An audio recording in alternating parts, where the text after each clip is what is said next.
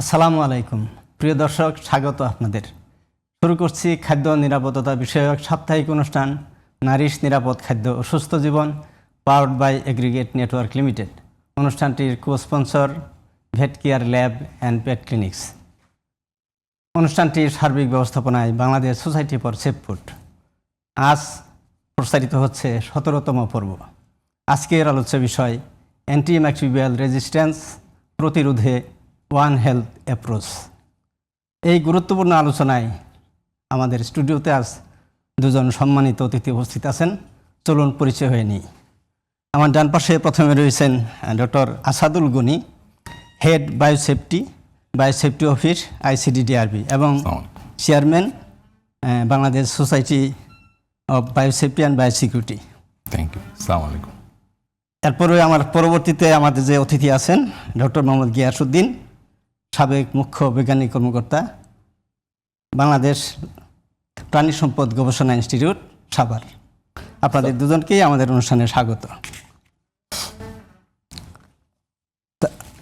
আমরা আপনাদের জ্ঞাতার্থে বলি যে আমরা EMR নিয়ে ইতিমধ্যে 4টি পর্ব আমরা করেছি। অ্যান্টিমাইক্রোবিয়াল ইউজেস, সমন্বিত উদ্যোগ, তারপরে প্রাণী সম্পদ খাতের করণীয়, স্বাস্থ্য খাতের করণীয়। তো আজকে আমরা আলোচনা করব আসলে বর্জ্য ব্যবস্থাপনার উপরেই প্রধান ফোকাসটা দিব আমরা। তো আলোচনার শুরুতেই ডক্টর আসাদুল গনি আপনার কাছে আসছি। হাসপাতাল বর্জ্য ব্যবস্থাপনাকে কেন বর্তমানে AMR প্রতিরোধের অন্যতম গুরুত্বপূর্ণ বিষয় হিসেবে বিবেচনা করা হচ্ছে? আপনাকে অনেক ধন্যবাদ। আসলে আমি আরও জেনে খুশি হচ্ছি যে আজকে শেষ অনুষ্ঠানে সবচেয়ে গুরুত্বপূর্ণ বিষয়টা নিয়ে আলোচনা করা হচ্ছে আবার, এবং এটা নিয়ে আমরা পরবর্তীতে আমাদের যাত্রা শুরু করতে পারবো, এরকম একটা বিষয়। হসপিটাল বর্জ্য ব্যবস্থাপনাকে কেন AMR এর জন্য সবচেয়ে গুরুত্বপূর্ণ একটা বিষয় নিয়ে আলোচনা কেন বলা হচ্ছে। আমরা যদি চিন্তা করি আসলে AMR অ্যান্টিমাইক্রোবিয়াল রেজিস্ট্যান্স, এই যে AMR পেনিসিলিন আবিষ্কার হয় 1928-29 সালে। তারপর আমরা এটা অ্যাপ্লাই করি কখন? দ্বিতীয় বিশ্বযুদ্ধের সময় 40-41-এ। নোবেল প্রাইজ পান 3 জন বিজ্ঞানী 1945 সালে। আমরা সেই সময় থেকে যদি শুরু করি, আমাদের যে মানুষের লাইফ এক্সপেক্টেন্সি, মানুষের যে জীবনযাত্রার মান উন্নয়ন, এটা উন্নত বিশ্বে হয়েছে। আমাদের কতটুকু হয়েছে? এবং দেখা যায় যে এই উন্নয়নে 70-90% অবদান রাখে হলো এই যে বর্জ্য ব্যবস্থাপনা, ইনফ্রাস্ট্রাকচারাল ডেভেলপমেন্ট এবং আমাদের যে ওয়াটার স্যানিটেশন, হাইজিন, এই জায়গাটা, এর সাথেও কিন্তু বর্জ্য ব্যবস্থাপনাটাই ওতপ্রোতভাবে জড়িত। বাকি যে 10% বা 30-10% যেটা আমরা বলি, সেই অবদানটা রাখছে অ্যান্টিবায়োটিক্স অথবা অ্যান্টিমাইক্রোবিয়াল। তার মানে বিশাল অংশ, আমি তো বলবো 90%ই হলো বর্জ্য ব্যবস্থাপনা। 10% মুক্তিটা আমরা পাচ্ছি অ্যান্টিবায়োটিক ব্যবহার করে। আর আমাদের মতো দেশগুলোতে, আমরা যারা উন্নয়নশীল, আমরা বলি লো মিডল ইনকাম কান্ট্রিজ, আমাদের হাতে আছে শুধু অ্যান্টিবায়োটিক্স। সেই যে ইনফ্রাস্ট্রাকচারাল ডেভেলপমেন্ট, সেটা আমাদের নাই বললেই চলে। আছে আলহামদুলিল্লাহ, কিছু না কিছু হলেও আছে, না হয়তো আমাদের অস্তিত্ব বিলুপ্ত হয়ে যেত। কিন্তু সেই জায়গাটাতে আমাদের এখন উন্নয়ন দরকার, এবং আমরা ঠিকভাবেই প্রশ্নটা করছি, মানে আমরা উত্তরটা খুঁজছি, রাইট, তাই না? এবং এই যে বর্জ্য ব্যবস্থাপনা, সেক্ষেত্রে বর্জ্য ব্যবস্থাপনার যে বেশ যেই দিকগুলা, আমার বর্জ্যকে প্রথম পৃথকীকরণ করতে হবে, তারপর বর্জ্যের মধ্যে যে ক্ষতিকারক জীবাণুগুলো আছে, এগুলাকে আমাকে মেরে ফেলতে হবে। এরপরে এই আমরা বর্জ্যটাকে আলটিমেটলি কিভাবে ব্যবস্থাপনায় যাচ্ছি, এটাকে আমি এক জায়গায় ডাম্প করছি, না আমি সেই জায়গাতেও কিছু কাজ করছি, আমি শুরু থেকে যদি মিনিমাইজ করে নিয়ে আসি, এই ব্যবস্থাপনার এই দিকগুলাও কিন্তু আলটিমেটলি একটা বড় ইম্প্যাক্ট, বড় দিক। হ্যাঁ। আর পাশাপাশি একটা জিনিস যদি আমি চিন্তা করি, আমরা বলি AMR প্রতিরোধ। আমি কি আসলে AMR কে প্রতিরোধ করব? AMR তো কোনো রোগ না। AMR অ্যান্টিমাইক্রোবিয়াল রেজিস্ট্যান্স যে কোনো কিছুর মধ্যে হতে পারে। এবং আমরা বলি নাকি, বিজ্ঞান বলে AMR হলো একটা ন্যাচারাল ফেনোমেনা। সকালের সূর্যের আলোতে যে তেজস্ক্রিয় UV লাইট আছে, এই লাইট দিয়ে একটা জীবাণু থেকে আরেকটা জীবাণুতে জিন ট্রান্সফার হতে পারে। সেখানে যদি রেজিস্ট্যান্ট জিন থাকে সেটাও ট্রান্সফার ট্রান্সফার হবে। হবে। তার মানে এএমআর প্রতিরোধ করা আমার পক্ষে সম্ভব না, কিন্তু আমার কাজ দিয়ে যেই জায়গাতে এই জিনিসটা আরো ত্বরান্বিত হচ্ছে সেই জায়গাগুলোকে আমরা আইডেন্টিফাই ইয়েস, করতে পারি এবং সেই জায়গাগুলোতে আমরা সিলেক্টিভলি কোনটা আমি করব কোনটা করব না, নীতিমালায় আমাদের এই জিনিসগুলো আসবে। আর এটা তো আসলে শুধু যে মানুষের ক্ষেত্রে তা না, রোগের একটা বড় অংশ আমরা বলি 60-70% আসে হলো প্রাণীকুল থেকে। মানে এটা একটা মার্জ একটা এনভায়রনমেন্ট। ওয়ান হেলথ মানে কি, হিউম্যান অ্যানিমাল। অনেক সময় আমার বড় ভাই গিয়াস ভাই ওনারা বলবেন উই আর অ্যানিম্যাল পিপল। আসলে কথাটা কতটা যে সত্যি এই ওয়ান হেলথ এএমআর এর কথা চিন্তা করলেই আসলে বোঝা যায়। তো এটা একটা ওয়ান হেলথ একটা সমস্যা, প্রাণী থেকে মানুষে, মানুষ থেকে প্রাণীতে, এবং পরিবেশ হলো এটার কি বলে ধারক বাহক রিজার্ভার। সেই জন্যই ওয়ান হেলথ ছাড়া, ওয়ান হেলথ আমাদেরকে সামনে নিয়ে আসলে কাজটা করতে হবে। অনেক ধন্যবাদ আপনাকে। আমি যাচ্ছি ডক্টর মোহাম্মদ গিয়াসউদ্দিন আপনার কাছে, যে ওয়ান হেলথ অ্যাপ্রোচে একজন ভেটেরিনারিয়ানের ভূমিকা কতটা গুরুত্বপূর্ণ এবং মানুষের স্বাস্থ্য, প্রাণীর স্বাস্থ্য ও পরিবেশ এই তিনটির মধ্যে সম্পর্কটি সহজভাবে যদি ব্যাখ্যা করেন। আচ্ছা, আমি প্রথমেই Bangladesh society for safe food এবং জিটিভিকে ধন্যবাদ জানাই অত্যন্ত গুরুত্বপূর্ণ একটি বিষয় নিয়ে আলোচনা আমাকে অন্তত এখানে ডাকার জন্য। ওয়ান হেলথ বিশ্বব্যাপী খুবই জনপ্রিয় একটা অ্যাকচুয়ালি উদ্যোগ, একটা আন্দোলন বলা চলে। দেখা গেছে যে এককভাবে কেউ যদি কোনো বিশেষ করে জেনেটিক ডিজিজ, এএমআর এগুলো কন্ট্রোল করতে চায়, তারা ওখানে সফল হয় না। তখন মানব স্বাস্থ্যে যারা কাজ করে, প্রাণী স্বাস্থ্য নিয়ে যারা কাজ করে এবং এনভায়রনমেন্টের স্বাস্থ্য নিয়ে যারা কাজ করে, তারা যদি সমন্বিত উদ্যোগে কাজগুলো করে তাহলে এর ফল খুবই ভালো পাওয়া যায় এবং এর রেজাল্ট খুব দ্রুত আসে। এই জন্য ওয়ান হেলথ অ্যাপ্রোচটা সারা বিশ্বব্যাপী খুবই জনপ্রিয়। আমাদের এখানে একজন ভ্যাটের কাজ, এখানে একটু আগে আমরা শুনছি যে 70-75% রোগ আমাদের দেশে সারা পৃথিবীতে আসে হলো প্রাণী থেকে, এবং এটাও লক্ষ্য করা গেছে যে এভরি ইয়ার একটা করে নতুন রোগ আসতেছে। আপনি খেয়াল করে দেখেন, নতুন রোগের ক্ষেত্রে আরো বেশি, হ্যাঁ আরো বেশি, এবং এদের প্রায় 75%, 70-75% আসে হলো প্রাণী থেকে।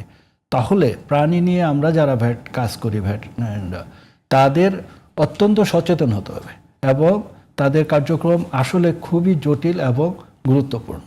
তাদের রোগ নির্ণয়টা খুবই দ্রুত করতে হবে, যাতে রোগটা প্রাণীতে থাকা অবস্থাতেই এটা যাতে অন্যভাবে অ্যাডাপ্টেড না হয়ে যায় মানুষে আক্রমণ করার, অথবা এনভায়রনমেন্টে যাতে ছড়ায় না পড়ে। আবার একই সাথে সঠিকভাবে এর চিকিৎসা করতে হবে। সেখানে যদি অ্যান্টিবায়োটিক দেওয়া লাগে তাহলে অ্যান্টিবায়োটিক নির্বাচন এবং তার যে পরিমাণ যেভাবে দিতে হবে, ডোজিং, এটা শুধু একজন দক্ষ ভেটেরিনারিয়ান করতে পারে। সুতরাং সেটা করতে হবে এবং রোগ প্রতিরোধ ব্যবস্থা যেটা আছে সেটাতে খুবই গুরুত্বের সাথে এই ব্যবস্থাপনাটা করতে হবে, যাতে রোগের সংক্রমণই কম হয়। রোগের সংক্রমণ যখন কম হবে তখন কিন্তু অ্যান্টিবায়োটিকের চাহিদাও কম হবে। অ্যান্টিবায়োটিকের চাহিদাটা কমানো আমাদের সবচেয়ে আগে যদি আসে, আমরা যদি কম অ্যান্টিবায়োটিক ইউজ করতে পারি তাহলে এএমআর যেটাকে আমরা বলি অ্যান্টিমাইক্রোবিয়াল রেজিস্ট্যান্স, সেটাকেও আমরা আসলে নিয়ন্ত্রণে আনতে পারবো। জি ধন্যবাদ। আমরা যদি বলি যে প্রাণী থেকে মানুষে আসছে বলতেছেন, মানুষ থেকে তো প্রাণীতে যেতে পারে, তো এই বিষয়টাও কিন্তু গুরুত্বপূর্ণ, অত্যন্ত গুরুত্বপূর্ণ। জি ধন্যবাদ আপনাকে। আমি একটা প্রশ্ন কি, যে বালাইনাশক, কীটনাশক কিংবা অন্যান্য বিষয় এগুলো কি অ্যান্টিমাইক্রোবিয়ালের? বালাইনাশক, কীটনাশক অ্যান্টিমাইক্রোবিয়াল না, কিন্তু তাদের সেগুলোও মানুষের জন্য ক্ষতিকর হতে পারে যদি না সেগুলোর নিয়ন্ত্রণের যে ক্রাইটেরিয়া বা যে গাইডলাইন আছে সেটা ফলো না করা হয়। কেননা সেগুলো কিন্তু কেমিক্যাল, দেখা যাবে সেগুলো অপরিকল্পিতভাবে ব্যবহার করলে সেই বালাইনাশক, কীটনাশক আমরা দেখছি মশা মারা যায় না এখন আর। হ্যাঁ, সেখানেও আমাদেরকে অত্যন্ত সচেতনভাবে নিয়ন্ত্রিত পদ্ধতিতে তার গাইডলাইন অনুযায়ী ব্যবহার করতে হবে। জি ধন্যবাদ। ডাক্তার আসাদুল গনি, আপনার কাছে আসছি, যে বাংলাদেশে হাসপাতাল বর্জ্য ব্যবস্থাপনায় বর্তমানে সবচেয়ে বড় চ্যালেঞ্জগুলো কি? আইন আছে কিন্তু বাস্তবায়নের ক্ষেত্রে কোথায় ঘাটতি রয়ে গেছে? খুবই সুন্দর একটা প্রশ্ন, যুগ উপযোগী। আইন আছে কিন্তু বাস্তবায়নের ক্ষেত্রে কোথায় ঘাটতি। ঘাটতি রয়েছে। হ্যাঁ, প্রথমে বলবো যে বিষয়টাকে যদি আমরা এভাবে দেখি, মানে এই বর্জ্য ব্যবস্থাপনাটা বড় আঙ্গিকে এটা বায়োসেফটি, বায়োসিকিউরিটি, বায়ো রিস্ক ম্যানেজমেন্টের একটা অংশ আমরা বলি। কেন আপনি প্রশ্ন করতে পারেন? কারণ আমরা ল্যাবরেটরি বা হসপিটাল শুরু করি, আমরা ইনফেকশাস ডিজিজের ক্ষেত্রে দিনের শুরুতে ডিজিজ নিয়ে শুরু করি, দিনের শেষে তৈরি করি বর্জ্য, রাইট। তাই না? এটা একটা বায়োলজিক্যাল বম বর্জ্যের মধ্যে। এই যে সংগৃহীত বর্জ্য, এর মধ্যে সমস্ত ইউনিট থেকে সবচেয়ে ক্ষতিকারক জীবাণুগুলো এখন কিন্তু আমার বর্জ্যের মধ্যে এসেছে। এটাকে আমাকে যদি সুষ্ঠুভাবে ব্যবস্থাপনা করতে না পারি, চিত্রটা কতটুকু ভয়াবহ হতে পারে। তো সেখানে আইনের বাস্তবায়নের ক্ষেত্রে আমি যে জায়গাগুলোতে বলবো, প্রথমেই আমাদের নলেজ বেস, বলছি আমরা বায়োসেফটি, বায়োসিকিউরিটি, ওয়েস্ট ম্যানেজমেন্ট, এটা প্রথমত হলো নলেজ বেস সায়েন্স। নলেজের ক্ষেত্রে আমাদের বিশাল একটা গ্যাপ আছে, ঠিক আছে, নাম্বার ওয়ান। এরপরে যদি আমি বলি একদম বিশাল আঙ্গিকে অর্থায়নের অভাব আছে। নলেজের পরে আসলাম কিন্তু অর্থতে। Right. কারণ হলো জনবলের কথাটা আমি এরপরে বলবো, জনবল নিয়োগ করতেও কিন্তু অর্থ লাগবে। যে অর্থের সাথে অর্থের সাথে সবকিছু সম্পৃক্ত। হ্যাঁ, এখন আমি আমার বড় ভাই ডক্টর গিয়াস, আমরা 2010 সাল থেকেই এই বিষয়গুলো নিয়ে সারা দেশে আমরা মুভ করছি। যেখানেই যাচ্ছি সবাই বলছে যে আমাদের টাকা নাই। তো একটা গরিব দেশের ক্ষেত্রে প্রথম হয় কি, জীবন বাঁচানোটা হলো প্রথম, তারপর হলো বাকিটা। তার মানে দেখেন এখানে অর্থায়নের সবচেয়ে বড় কিন্তু ভূমিকা আছে। হ্যাঁ, এবার যদি যাই আইনের প্রয়োগ। আইন আমাদের 2008-এর একটা চিকিৎসা বর্জ্য ব্যবস্থাপনা আইন ছিল, সেটা সংশোধন আমাদের দরকার। এবং বর্তমানে 2025 সালের একটা ড্রাফট তৈরি হয়েছে এবং ড্রাফটটা খুব সুন্দরভাবে তৈরি হয়েছে। তো এই ড্রাফটের দিকেও যদি আমরা তাকাই, সেক্ষেত্রেও কিন্তু অর্থায়ন একটা বড় অংশ। আমাদের এই ড্রাফটটা, এই আইনটা বাস্তবায়ন করতে গেলে অর্থ লাগবে। তো সেই জায়গায় আমাদের বর্জ্য ব্যবস্থাপনা প্রথমটা শুরু হলো আমার নিজের ঘরে, হসপিটাল, আমার বাড়ি, আমি সেখানে বর্জ্য তৈরি করি। তারপর বর্জ্যটা বের হয়ে যাবে common biomedical waste treatment facility আমরা বলি, ঠিক আছে। এটারও একটা কারণ আছে। অনেকে বলে আমি কেন করব না, আমি তো করতে পারি। আমি কেন করব না? কারণ হলো আমি যদি করি, ওই যে সমস্ত বর্জ্যগুলা, বিভিন্ন ফ্যাসিলিটি কিন্তু স্পেশালাইজড, তারা হ্যাজার্ড রিস্কটাকে ম্যানেজ করতে পারে। কিন্তু যখন সেটা ওয়েস্ট এন্ডে চলে আসলো, সেটা যদি আমি আমার ফ্যাসিলিটিতে করি, সেখানে স্যার একটা শব্দ উল্লেখ করেছেন, বায়োসিকিউরিটি ইস্যু হতে পারে। এই জন্য আমাকে এটা নিয়ে যেতে হবে common biomedical waste treatment facility, যেখানে স্পেশালাইজড, তারা ওই কাজেই দক্ষ, ওই কাজটাই তারা করবেন। সমস্ত একটা ক্যাচমেন্ট এরিয়া থাকবে, সেখান থেকে সবকিছু নিয়ে তারা সেখানে সে কাজটা করবেন। সেখানে আমাদের ঘাটতি রয়ে গেছে। এই জায়গাতেও আমাদের দেশে আছে মাত্র একটা ফ্যাসিলিটি, সেটাই, তারই বিভিন্ন অংশ আছে সারা বাংলাদেশে। তার মানে কি মানে ডিভিশনাল টাউনে আমাদের এই ফ্যাসিলিটি আরো অনেক। জি, আমি যদি বলি যে আমাদের লোকবল যায় আছে, তারা কি মানে সঠিকভাবে যতটুকু দায়িত্ব পালন করার কথা ততটুকুই করছে না। খবরদারি আমাদের করতে হবে, খবরদারি অনেক জোর। জি, ধন্যবাদ। আমাদের মনিটরিংটা জরুরি। এক্স্যাক্টলি। ধন্যবাদ। আপনার কাছে পরে আসবো। ডক্টর মোহাম্মদ গিয়াসউদ্দিন, আপনার কাছে আসি। হাসপাতালে, প্রাণী হাসপাতাল, আমাদের মানুষের হাসপাতাল, পৌরসভা এবং পরিবেশ অধিদপ্তরের মধ্যে সমন্বিত বর্জ্য ব্যবস্থাপনা, যেটা অলরেডি বললেন কিছুটা, কতটা জরুরি বলে আপনি মনে করেন? খুবই গুরুত্বপূর্ণ, খুবই জরুরি। তার কারণ প্রাণী হসপিটালে যেমন বর্জ্য তৈরি হয় এবং হিউম্যান হসপিটাল, সেখানেও বর্জ্য তৈরি হয়। একই সাথে বাসাবাড়িতেও অনেক বর্জ্য তৈরি হয়। হ্যাঁ, এগুলো সমন্বিতভাবে ব্যবস্থাপনা করতে হবে। কিন্তু আমাদেরকে একটা জিনিস খেয়াল রাখতে হবে, বর্জ্য যাতে কম উৎপন্ন হয়। বর্জ্য কিন্তু একটা বম, একটু আগে ডক্টর জি জি। সুতরাং এইটা যাতে কম উৎপাদন হয় সেদিকে খেয়াল রাখতে হবে। এবং এটা উৎপাদন পর্যায়ে যদি আমরা সেগ্রিগেশন, সেখানে 3 ধরনের বর্জ্য হতে পারে। একটা হলো রিসাইক্লিং করার জন্য, যেটা আমরা এক সময় আবার আমাদের কাজে নিয়ে আসতে পারবো। আরেকটা হলো যেগুলো ডিকম্পোজ হয়ে যায় সেগুলো। আরেকটা থাকে বর্জ্য, সেগুলো মারাত্মক বর্জ্য, এগুলো হসপিটালের রোগ, জীবাণু, অ্যান্টিবায়োটিক, এভরিথিং, সেগুলো করার জন্য খুবই দক্ষ জনবল দরকার। মানে ইনসিনারেশন এবং আরও অনেক পদ্ধতি আছে। ইনসিনারেশন একটা পদ্ধতি, অটোক্লেভ আর একটা পদ্ধতি, ল্যাবরেটরিতে যেমন অটোক্লেভ করে আমরা করি। এরকম আরও অনেক পদ্ধতি আছে। কিন্তু আমরা যদি এই বর্জ্যকে ছোট করে আনতে পারি, মারাত্মক বর্জ্যটাকে আমি যদি সেপারেট করে নিয়ে আসতে পারি, তখন কিন্তু আমার বর্জ্য ব্যবস্থাপনায় দক্ষ লোকজন কম থাকলেও আমি সেটা ম্যানেজ করতে পারবো। আমাদের দেশে এখন কি হচ্ছে, আমরা সব বর্জ্য একসাথে ফেলতেছি, একটা বিরাট পরিমাণ বর্জ্য, সেখানে সব ধরনের মারাত্মক জীবাণু আছে, সেখানে অ্যান্টিবায়োটিক আছে, সেখানে আবার যেগুলো অত মারাত্মক না, যেগুলো রিসাইক্লিং করে আমি ব্যবহার করতে পারলাম সেগুলো সেগুলো আছে। আছে। এত বড় ভলিউম আমরা যখন কন্ট্রোল করতে যাই, আমরা যখন ব্যবস্থাপনা করতে যাই, তখন আমাদের সবাই হিমশিম খেয়ে যায়। এই জন্য একটা ভালো বর্জ্য ব্যবস্থাপনা থাকতে হবে। একই সাথে আমাদের জনসাধারণকে এখনই ট্রেন করতে হবে বা প্রশিক্ষিত করতে হবে, তারা যাতে প্রথমেই বর্জ্যকে সেগ্রিগেশন করে ছোট করে নিয়ে আসতে পারে। তাহলে আমাদের বর্জ্য ব্যবস্থা তাহলে বর্জ্য ব্যবস্থাপনায় আমাদের সময় এবং অর্থের ব্যয় অনেক কমে আসবে। ডক্টর আসাদুল গনি, আপনার কাছে আমার প্রশ্ন, হাসপাতালের বর্জ্য সংগ্রহ, পরিবহন, ট্রিটমেন্ট এবং চূড়ান্ত নিষ্পত্তির ক্ষেত্রে অলরেডি বলেছেন, কিন্তু এগুলো নিষ্পত্তির ক্ষেত্রে কোন কোন মানদণ্ড বা আন্তর্জাতিক নির্দেশিকা অনুসরণ করা উচিত? অনেক ধন্যবাদ, অত্যন্ত গুরুত্বপূর্ণ প্রশ্ন। তবে শুরু করতে চাই আমার ডক্টর গিয়াসের একটা আলোচনার লেজ ধরে। উনি বলছিলেন যে বর্জ্য তো বাসা বাড়িতেও আছে, রাইট, কিন্তু আমরা হসপিটালটাকে কেন এত গুরুত্ব দিচ্ছি, তাই না? এএমআর এর কথাও যদি বলি, বাসা বাড়িতে ম্যাক্সিমাম মানুষ অ্যান্টিবায়োটিক খাচ্ছে, হসপিটালে অল্প কিছু সংখ্যক।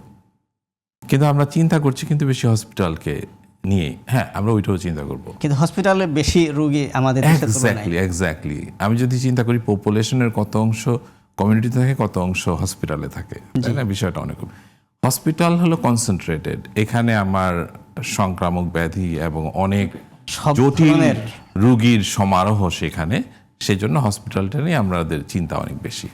হ্যাঁ, ওয়ার্ল্ড হেলথ অর্গানাইজেশনের যে গাইডলাইনটা, আমরা এটাই চেষ্টা করছি সারা বিশ্বে যদি মানে এএমআর, এটা ওয়ান হেলথ, মানে এটা আসলে একটা গ্লোবাল হেলথ ইস্যু। এএমআরটাকে বলা হয় যেটা long lasting kind of pandemic. AMR এটা একটা ওয়ার্ল্ড, সারা বিশ্বের ইস্যু। সারা বিশ্ব যদি একটা নিয়ম নীতিতে চলে, বিষয়টা খুব ভালো হবে। তো ওয়ার্ল্ড হেলথ অর্গানাইজেশনের যে নিয়ম নীতি, এটা আমরা মেনে চলতে পারলে ভালো। আর সেক্ষেত্রে আমাদের একেবারে শুরু থেকে ওয়েস্ট জেনারেশন মিনিমাইজেশন, আমি স্যার বলছিলেন বারে বারে কমায় নিয়ে আসতে হবে। কমায় নিয়ে আসার গুরুত্বটা কি? আমরা যদি শুরুতেই কমায় নিয়ে আসি, তাহলে এটা ম্যানেজমেন্টের কস্টও আমাদের জন্য কম হবে। আর কমাতে পারি কিভাবে? সেগ্রিগেশন। এর পরের স্টেপটাই কিন্তু সেগ্রিগেশন।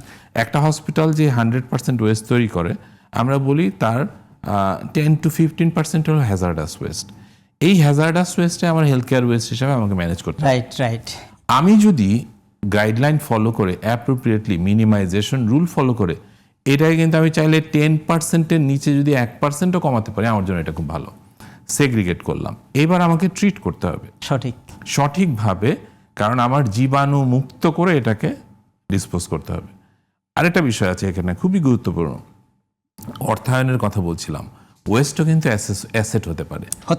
আমি এই যে ওয়েস্টের মধ্যে আমার দেখা যাচ্ছে যে এর একটা বড় অংশ হলো প্লাস্টিক ওয়েস্ট। বড় অংশ এটা প্লাস্টিকের 80% যদি আমি এক্স্যাক্টলি আমি রিসাইকেল করতে পারি, স্টেরিলাইজ করে প্লাস্টিক ভ্যালু, আমি এটাকে না পুরাতেও কিন্তু আমার টাকা লাগবে। আমি এটাকে না পুরাই এটাকে রিসাইক্লিং, ঠিক আছে, রিসাইক্লিং করব। পুরালে আমার গ্রিন হাউস ইফেক্ট আছে, পরিবেশের ক্ষতি আছে। আমি এটাকে রিসাইকেল করলে এটা অ্যাসেট হয়ে গেল, তার মানে ওয়েস্টটা আমার কিন্তু রেভিনিউ জেনারেট করলো, তাই না? তা আমি সেগ্রিগেট করলাম, ট্রিটমেন্ট করলাম, এরপর আমি রিসাইক্লিং করলাম, এখন আমাকে এটা ফাইনাল ডিসপোজালে যেতে হবে। তো স্যার একটা কথা বলছিলেন, শ্রেডিং। আমাদের কিন্তু উন্নত প্রযুক্তি আছে যেটা একই মেশিন এটাকে শ্রেড করবে, স্টেরিলাইজ করবে। শ্রেড করার পরে প্লাস্টিকটা আলাদা হয়ে যাবে, মেটালটা আলাদা হয়ে যাবে, আমার রিসাইক্লিংটা অনেক সুবিধা হবে। এই ধরনের প্রযুক্তি কি মানে আমাদের হসপিটালগুলোতে কিছু কিছু হসপিটালে আছে, আমাদের হ্যাঁ বড় বড় 2-1টা ফেসিলিটিতে আমাদের আছে। তো এইগুলাকে আমাদের আরো পপুলারাইজ করতে হবে এবং এই বিষয়টাকে আরো কস্ট ইফেক্টিভ করে নিয়ে আসতে হবে। এবং আলটিমেটলি আমি কি করব? Final disposal. এটা বিভিন্নভাবে হতে পারে, ল্যান্ডফিল হতে পারে, যেগুলো একেবারে বায়োডিগ্রেডেবল। আর যেগুলা পরিবেশের সাথে মিশবে না আমাকে ডেফিনেটলি সেগুলাকে ওইরকম ভাবেই গাইডলাইন ফলো করে ডিসপোজ করতে হবে যেটা পরিবেশকে কোনোভাবে ধ্বংস করবে না। এক্ষেত্রে হ্যাঁ, World Health Organization is our অত্যন্ত সুন্দরভাবে বলছেন। এই পর্যায়ে ডক্টর মোহাম্মদ গিয়াসউদ্দিন আপনার কাছে আসছি। খামার পর্যায়ে বায়োসিকিউরিটি, টিকাদান, রোগ প্রতিরোধ ও ভালো ব্যবস্থাপনা নিশ্চিত করা গেলে অ্যান্টিবায়োটিকের ব্যবহার উল্লেখযোগ্যভাবে কমানো সম্ভব। আপনি যদি এটা আরেকটু বুঝিয়ে বলেন দর্শকদের জন্য। খুবই গুরুত্বপূর্ণ অ্যাকচুয়ালি। আমরা আগেই বলছি যাতে আমাদের মানে ক্ষতিকর জীবাণু এদের বিস্তার এবং এদের মানে রোগ প্রতিরোধ রোগ করার ক্ষমতাকে যদি আমরা কমায় আনতে পারি, কমায় আনার একটা বড় জায়গা হলো বায়োসিকিউরিটি বা খামারে জীবন নিরাপত্তা বলি। জীবন নিরাপত্তা হলো ক্ষতিকর জীবাণু প্রাণীদেহে প্রবেশ এবং বিস্তার রোধ করে, হ্যাঁ, রোধ করার সমন্বিত একটা প্রক্রিয়া, মানে প্রথম পদক্ষেপে। হ্যাঁ, এবং একই সাথে সংক্রামিত খামার থেকে যাতে এনভায়রনমেন্টে বা অন্য খামারে ছড়ায় না পড়ে সেই ব্যবস্থাপনাটা হলো বায়োসিকিউরিটি। জি, বায়োসিকিউরিটি ঠিকমতো প্রয়োগ করতে পারলে বলা হয় যে মোর দেন 80% সংক্রামক রোগকে নিয়ন্ত্রণ করা সম্ভব হয়।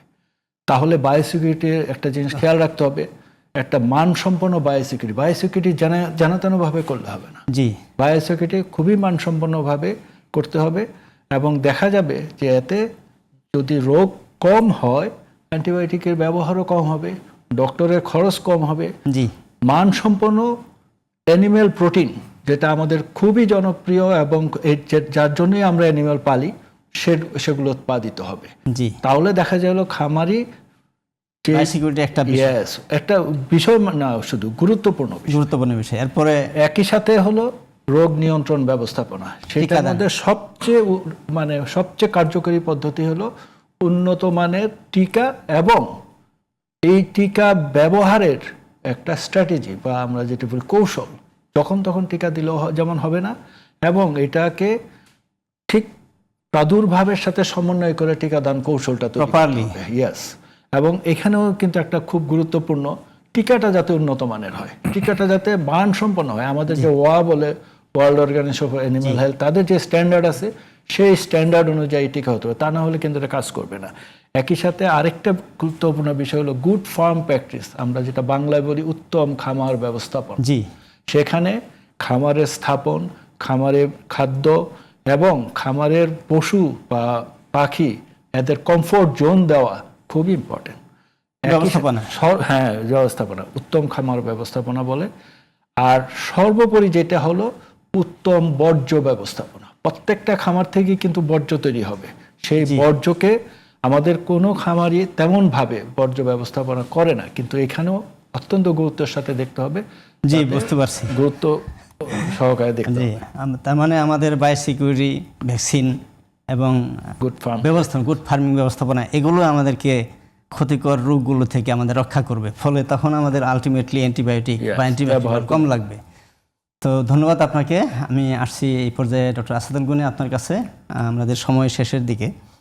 তো অ্যান্টিবায়োটিক স্টুয়ারশিপ প্রোগ্রাম এটা শুনি আমরা, infection prevention and control IPC এটাও শুনি, এটা আসলে কতটা বাস্তবায়িত হচ্ছে কার্যকরভাবে? খুবই গুরুত্বপূর্ণ সময় এবং গুরুত্বপূর্ণ প্রশ্ন। বাস্তবায়ন আমাদের হচ্ছে, আমরা চেষ্টা করছি, কিন্তু এটা আসলে পর্যাপ্ত না, আমাদের আরও ভালোভাবে কাজ করতে হবে এবং সেখানেও অর্থায়নের অনেক বড় একটা ভূমিকা আছে। অ্যান্টিবায়োটিক স্টুয়ারশিপ, হ্যাঁ, আমরা রোগ নির্ণয় করব, পরিমিত পরিমাণে সময় মতো অ্যান্টিবায়োটিক প্রয়োগ করব। আর ইনফেকশন প্রিভেনশন কন্ট্রোল, হ্যাঁ, এইটা তো আসলে আমাদের যে হসপিটালগুলো, হেলথ কেয়ার ফেসিলিটিগুলোতে, এখানে ডক্টর থেকে নার্স, নার্সেস থেকে ডক্টর, রুগী থেকে ডক্টর, এর মধ্যে যে সংক্রামক ব্যাধির যে কি বলবো যাওয়া আসা, এই জিনিসটাকে কন্ট্রোল করতে পারে আইপিসি দিয়ে। হ্যাঁ, আইপিসি এবং স্টুয়ার্ডশিপ দুইটা পাশাপাশি এবং একটা আরেকটার মধ্যেও পড়ে যায়, অঙ্গাঙ্গিভাবে কাজ করে।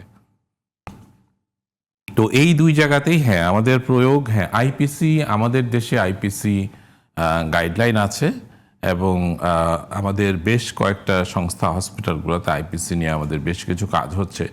আইপিসি নিয়ে আমরা খুব শীঘ্রই আইপিসি নিয়ে আমরা আমাদের মেডিকেল বিদ্যালয়ে আমরা TOT, training of the trainer programme organise করব। বলতে হবে যে আমরা অনেকটা প্রিলিমিনারি স্টেজে আমরা আছি, তো আমরা আশাবাদী আমরা এইভাবে কাজ করলে হয়তো আমরা কন্ট্রিবিউট করতে পারবো। জি, ধন্যবাদ আপনাকে। ডক্টর গিয়াসউদ্দিন, আপনার কাছে চলে আসছি যে প্রেসক্রিপশন ছাড়া ভেটেরিনারি অ্যান্টিবায়োটিক ক্রয় বিক্রয় ব্যবহার নিয়ন্ত্রণে ভেটেরিনারিদের ভূমিকা কি হতে পারে, সংক্ষেপে যদি বলেন। খুবই গুরুত্বপূর্ণ। আমাদের দেশে শুধু ভেটেরিনারি অ্যান্টিবায়োটিক না, হিউম্যান অ্যান্টিবায়োটিকও প্রেসক্রিপশন ছাড়া বিক্রি হয় এবং এর জন্য অ্যান্টিবায়োটিকের যথেচ্ছা ব্যবহার, অপ্রয়োজনীয় ব্যবহার এবং অনেক সময় অ্যান্টিবায়োটিকের মানে যেই স্ট্যান্ডার্ড অ্যান্টিবায়োটিক না পাওয়ার জন্য বারবার অ্যান্টিবায়োটিক চেঞ্জ করে খামারি নিজেই এটা করে। তো এখানে খুবই গুরুত্বপূর্ণ, এখানে ভেটেরিনারিয়ানের প্রধান কাজ হলো তারা অ্যান্টিবায়োটিক নির্বাচনের সময় কোন রোগের জন্য কোন অ্যান্টিবায়োটিক কার্যকরী সেটা এক নম্বর দেখবে, খামারিকে প্রশিক্ষিত করবে, উদ্বুদ্ধ করবে সে যাতে নিজে নিজে অ্যান্টিবায়োটিক না কিনে, এবং অ্যান্টিবায়োটিকের যে উইথড্রল পিরিয়ড এটা সম্বন্ধেও কিন্তু খামারিকে সচেতন করতে হবে। কারণ আমাদের পশু বা প্রাণী এগুলো কিন্তু মানুষের ফুড হিসাবে আসে। সুতরাং ওই খামারি যাতে বুঝতে পারে যে আমি এখন অ্যান্টিবায়োটিক ট্রিটমেন্ট করছি, আমাকে আরও 10 দিন বা 15 দিন পরে আমি শুধু আমার এই প্রোডাক্ট মানুষের জন্য দিতে পারবো। জি, এই সচেতনতাকে দায়িত্ব কিন্তু ভেটেরিনারিয়ানের। ধন্যবাদ আপনাকে। আপনাকে আরেকটা প্রশ্ন যদি আমি করি যে ভেটেরিনারি খাতের সবচেয়ে বড় 3টি করণীয় অলরেডি বলছেন, হ্যাঁ, যে সরকার, চিকিৎসক, খামারি, সাধারণ মানুষের। আসলে এখানে সরকারকে নীতিমালা তৈরি করতে হবে। প্রথমত নীতিমালা তৈরি করতে, আরেকটা জিনিস সরকারের একটা নজরদারি থাকতে হবে সারা দেশের রোগে।